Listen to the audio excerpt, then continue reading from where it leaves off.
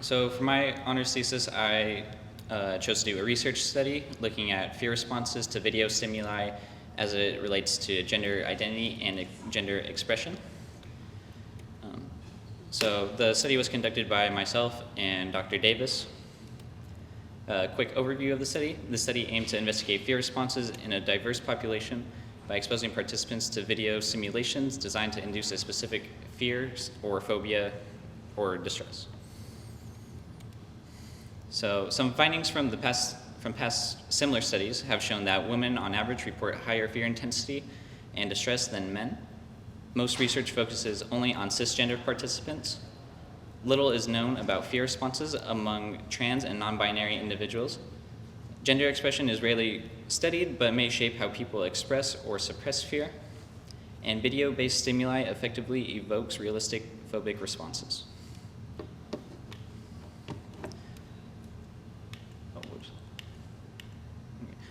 So based on the previous studies, that led me to create my own research question, which was how do gender identity and gender expression influence individuals' fear responses and coping behaviors when exposed to fear-inducing video stimuli? That leading to the purpose of the study. Fear is a fundamental human emotion with significant psychological and physiological implications. Understanding how individuals respond to fear-inducing stimuli can contribute to broader discussions on anxiety, stress responses, and emotional regulation. Now onto the methods. So for our participants, originally we collected around 81 surveys, but we had to delete around 20 of them due to participants not completing enough of the survey to include valid information. So overall, we had 61 participants with an average age of 22 and a half years old. Participants were recruited through online platforms, email, and community outreach. And to be included in the study, you needed to be at least 18 years old and able to provide consent. The collected demographics for our participants were age, gender identity, gender expression, race/ethnicity, and previous phobia experiences. So here's a look into our demographics data for race/ethnicity. The most prominent one was Hispanic with 46%, white with 31%, multiracial with 13%, black with 6%, and then Asian and prefer not to say with 2%. Onto gender identity, the most being female with 69%, male 26%, and non-binary with 5%. And then finally, gender expression, where majority was feminine with 57%, masculine with 33%, androgynous with 8%, and prefer not to say being 2%. Onto our materials and variables, our independent variable was gender expression, while the dependent variables were fear responses and the coping behaviors. Materials for the study included a Qualtrics survey containing 5 first-person phobia videos, each being 19 to 74 seconds long. And the phobias represented in each respective video was claustrophobia, the fear of confined spaces, acrophobia, fear of heights, trypophobia, fear of clustered holes, arachnophobia, the fear of spiders, and thalassophobia, which is fear of deep water. So on the next slide is going to be an example video of the acrophobia one that I showed within my study.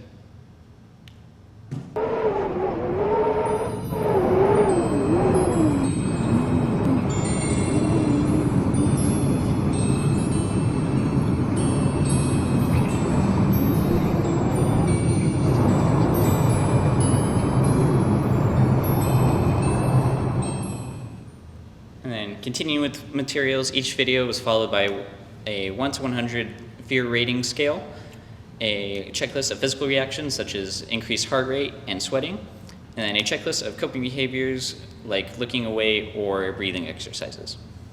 Each video had the option to skip to minimize distress within each participant, and gender expression was reported as masculine, feminine, androgynous, or self-described. Onto the procedure, participants provided electronic consent, watched all 5 videos in sequence, but they could skip at any time. After each video, participants rated fear, physical responses, and coping strategies. Data was collected anonymously and securely, and the average completion time was around 10 minutes. On to the results.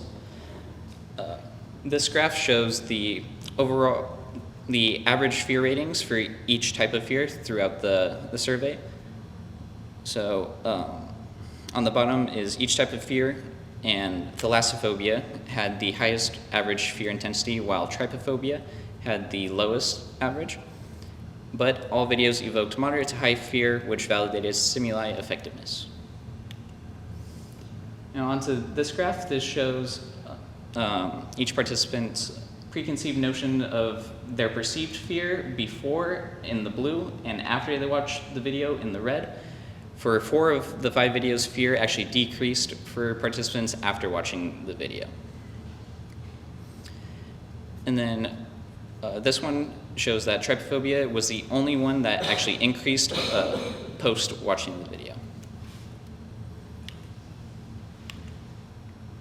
And onto these graphs. These show just in general that feminine and androgynous participants reported higher fear intensity, while masculine expressing participants reported lower fear overall.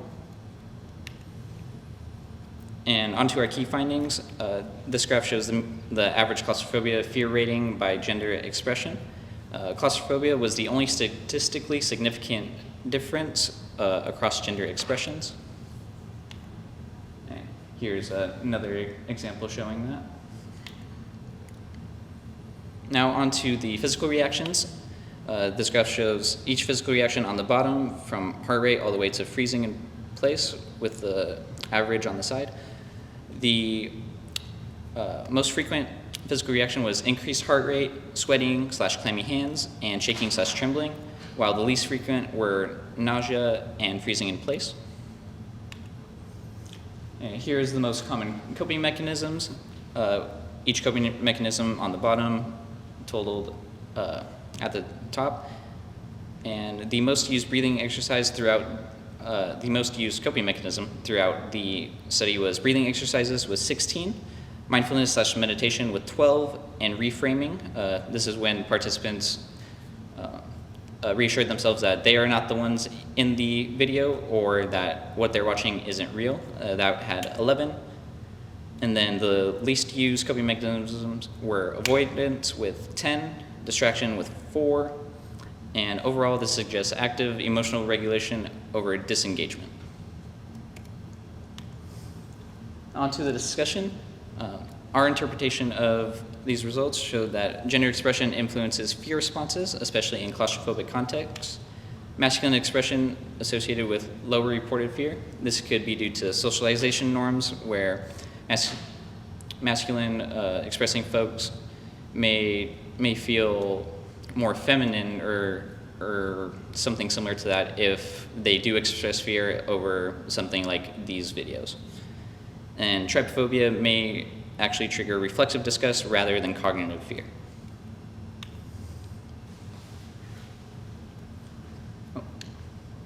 And onto the limitations of the study.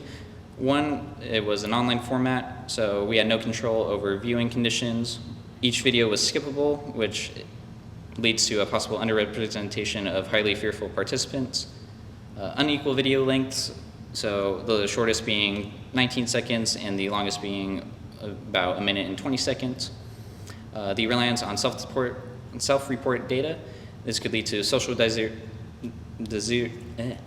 desirability bias, which is when participants within a research study choose answers not based on what they actually think or what they feel, but based on what they think is right or what may please the ones conducting the study.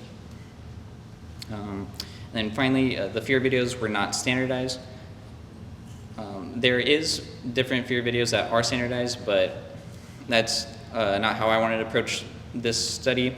I originally saw the thalassophobia video on TikTok, which inspired me to do this whole thing in the first place. So I really wanted to include that, and even though some participants said that it wasn't the most realistic for some of the videos, I really wanted to just do this because unfortunately, in research studies, most of the time, people aren't funding what people actually want to look into. They're funding what they get told to do. So, looking into depression or anxiety, like, people aren't rewarded off of their creativity. They're rewarded off of what the higher ups like want to look at. So for replicating the study in the future, it can benefit from having a larger, diverse sample size, adding physiological tracking, such as using the use of heart rate monitors in person, possibly even using VR exposure, and more standardized videos. Now on to the conclusion. For implications, this highlights gender expression as an overlooked emotional variable. The study encourages inclusive research beyond binary gender models and suggests clinical importance for therapists to consider gender norms in fear treatment. So some takeaways. Gender expression is significantly affected by claustrophobia-related fear. Masculine expressing participants consistently rated lower fear. Trypophobia uniquely intensified fear post-exposure.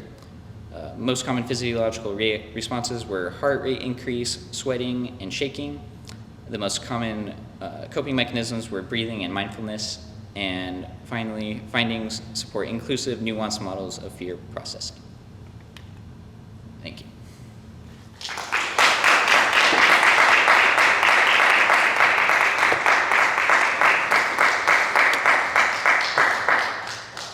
Okay, thank you, Lleyton. Does anybody have any questions for him before we move on to the stolen event? For your research, why did you decide to do like surveys instead of having like people like go into a room and have them like watch videos? Well, that's what I originally had like thought of doing, but being an on-campus study with limited time, mainly the resources, like we would have to recruit participants into a room. It would take a long time to hook them up to like heart tracking monitors and watching their eyes and whatnot and everything. So I was more based on the time constraints and also wanting to just get as many participants as possible to try and show some results.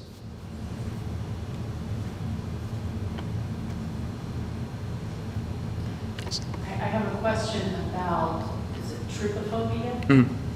Well, I have heard of this before, but what are the origins of that? Like, do you know when it was brought out as a kind of a phobia or what it's related to? I'm actually not sure. I haven't looked into the origins, but I think it's gained a lot more like relevance, or not relevance, but a lot of people have started learning they have it more recently, I believe. But yeah, I'm not too sure about the origins. Okay. Yeah, that's kind of interesting. And I don't want to see the video, but.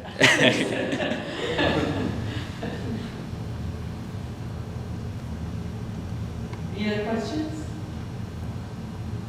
Okay, well, let me introduce Lleyton's mentor, Dr. Jessica Boyett-Davis, who is going to Stolpen. And I don't know if you want to say a few words. Yeah, it was really great working with Lleyton. Lleyton was incredibly, showed an incredible amount of initiative. It really was his idea. He took it, he ran with it, and just allowed me to be like a guiding person on his ideas, but it was all him. He did a really good job. I never had to ask for anything. He did everything. So it was really great working with you, Lleyton. Congratulations.